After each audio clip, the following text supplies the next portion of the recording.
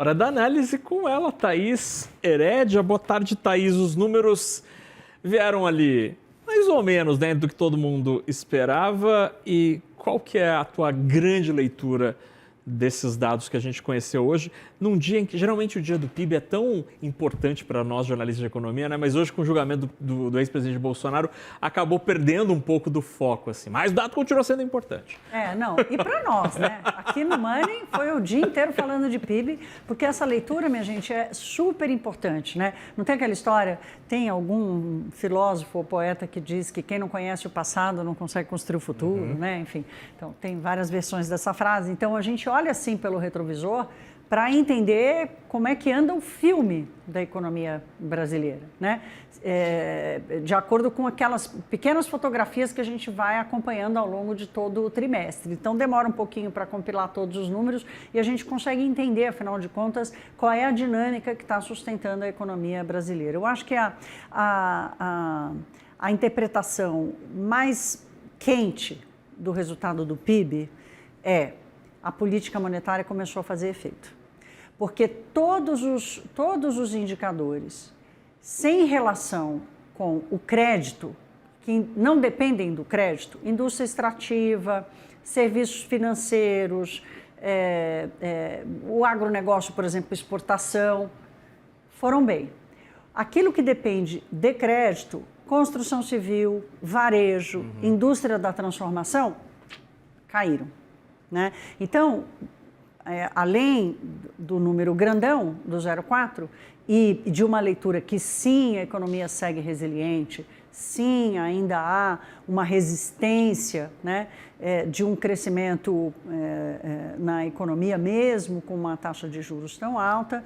Quando a gente vai destrinchando os números, fica claro que a política monetária começou a fazer seu efeito, né? Agora, olha que interessante, né? A que custo, né? Para onde precisou ir a taxa de juro para conseguir alcançar o ritmo da atividade econômica. E aí, Naka, aqui tem uma coisa importante pelo seguinte, né? Eu quero dividir com vocês, eu acho que a gente pode espelhar aí, estou dividindo com vocês o relatório de análise do Itaú. A gente estava ouvindo agora o Luiz Vital, né, do Itaú. Então, esse relatório aqui foi publicado no Itaú BBA. Esse gráfico, gente, ele conta uma história muito interessante sobre o Brasil, porque ele é o retrato do comportamento do consumo das famílias. Então, olha o que acontece a partir da pandemia. Tem aquele V para baixo, né? E daí vem uma expansão do consumo das famílias, que é um negócio impressionante. E aqui, Naka, qual é a explicação? Já que se a gente olha, por exemplo, para a mesma coluna da indústria, não foi tão bem assim, né? Qual é a correlação mais próxima que a gente tem, mesmo na leitura do Itaú, e aqui o Itaú usa dados do próprio IBGE, é a próxima curva que eu vou mostrar para vocês, que é a do consumo, a dos gastos do governo. Aqui tem São linhas idênticas praticamente, né? Esse pedacinho bem reto que tem é exatamente o ano de 2023 para 2024. Aqui nós estamos falando, vou dar destaque aqui para esse pedacinho bem reto que tem aqui nessa subida. Aqui nós estamos falando basicamente de quando triplica o valor do Bolsa Família, no pós-pandemia, né? E aí sai da pandemia, ainda com Jair Bolsonaro, sai da pandemia com o valor muito alto, volto aqui para a taxa de consumo, e em seguida a taxa, o reajuste real do salário mínimo. Né? Então, e por que eu estou dizendo isso? Porque quando a gente olha para o comportamento da indústria, depois da recuperação no pós-pandemia, ela tem um andar diferente, tem um andar diferente. E boa parte do resultado da indústria do pós-pandemia veio muito em função da indústria extrativa. Minério de ferro batendo recorde tanto de exploração quanto de exportação, petróleo e gás. A indústria da transformação se recuperou? Claro que se recuperou, afinal de contas, nós estamos vendo aí esse boom do consumo das famílias e esse consumo, claro, que se alcançou a indústria, né? Mas o que mudou no fundamento da economia brasileira que promoveu essa disparada? Esse gráfico que eu dividi com vocês aqui do consumo, que eu estou repetindo aí, gente, ele é desde junho de 2008.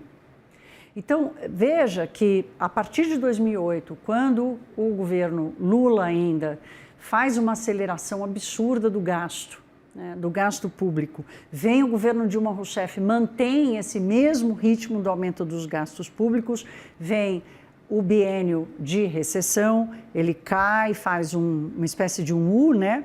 Vem se recuperando devagarinho, vem a pandemia com um choque forte e depois uma disparada que a gente não viu nada parecido mesmo depois do Plano Real. Esse movimento aqui, a correlação mais forte dele, portanto, é com o gasto do governo. A próxima tela que eu quero mostrar, está logo aqui em cima, é a do comportamento dos serviços. É o maior setor da economia, é o que mais emprega. Olha o que aconteceu com a curva do comportamento dos serviços, né? E é daqui que vem a inflação. Porque os serviços, como eles não estão, por exemplo, sujeitos à taxa de juros, eles são mais resistentes, eles têm pouca influência do dólar, aqui é gasto.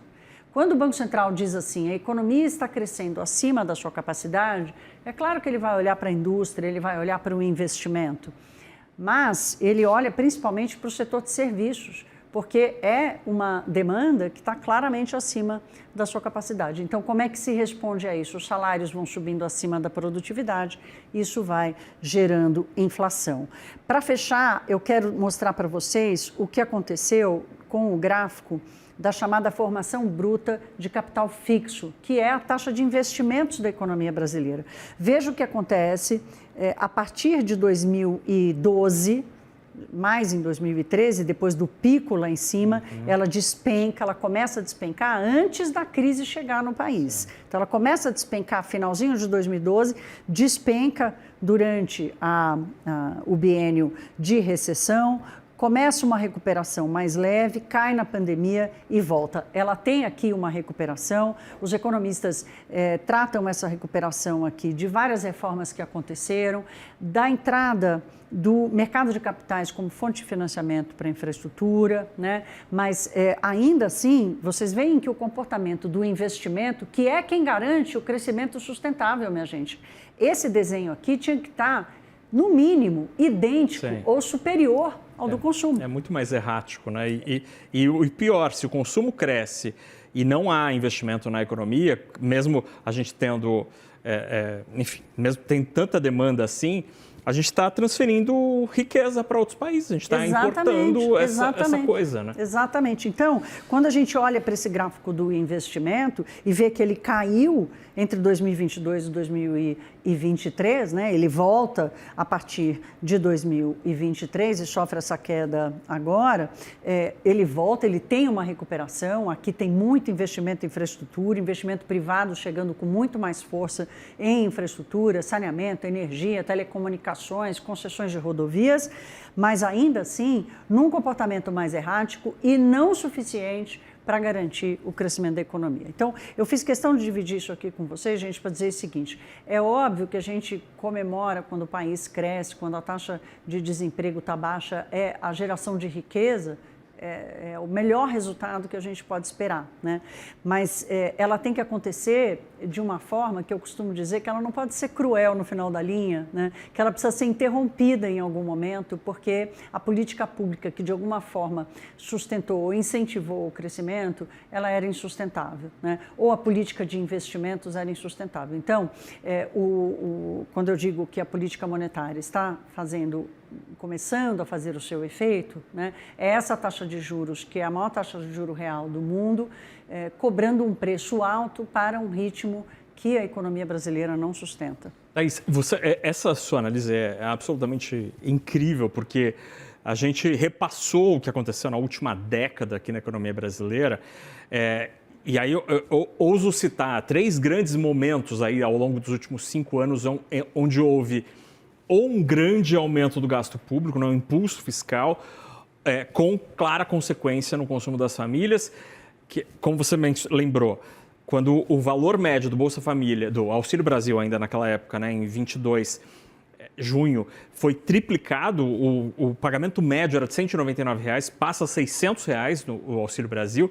Aí chega o governo Lula, tem a PEC da transição, com a regra do salário mínimo ali e o pagamento de precatórios.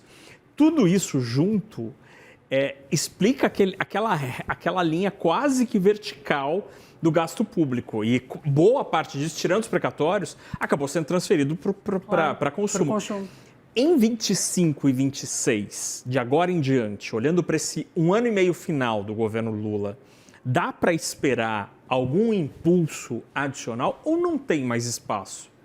Ele virá, né, Naka? Nós vamos ter a isenção do imposto de renda para quem ganha até R$ 5.000, 85% da população brasileira, dos trabalhadores, né? Se a gente considerar até 7.500, que dá, na verdade, quase 86%, 87% vão ter algum espaço dos trabalhadores ali, que vão ter um espaço importante, né, no orçamento, porque vão deixar de pagar o imposto de renda, então teremos isso, e ao mesmo tempo teremos políticas, por exemplo, de crédito subsidiado para a reforma da casa, que é uma coisa que o presidente quer fazer, ou teremos o Vale Gás, que também tira um item super importante do orçamento das famílias brasileiras. Então, minha gente, para fechar aqui é o seguinte, o estímulo fiscal ele vai continuar, né? Parte importante do receio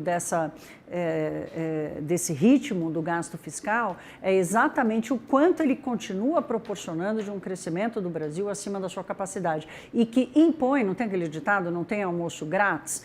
Então, o nosso almoço não só não é grátis, como ele é caríssimo, dada a taxa de juros que a gente tem hoje. As coisas não são por acaso, né? As decisões tomadas pelo Banco Central, elas não vêm do nada, elas não são uma bolha no meio da leitura da economia brasileira. Então, sem a gente encontrar um equilíbrio entre custo e benefício, tanto da política pública quanto do processo de geração de riqueza no Brasil, a gente vai continuar assistindo a essa diferença das correlações e da diferença do fundamento do crescimento econômico. E aí você cresce, você avança em galopes, né? Você vai, volta e... Exato. Thaís Heredia, obrigado pela conversa. Obrigado, meu querido. Até amanhã.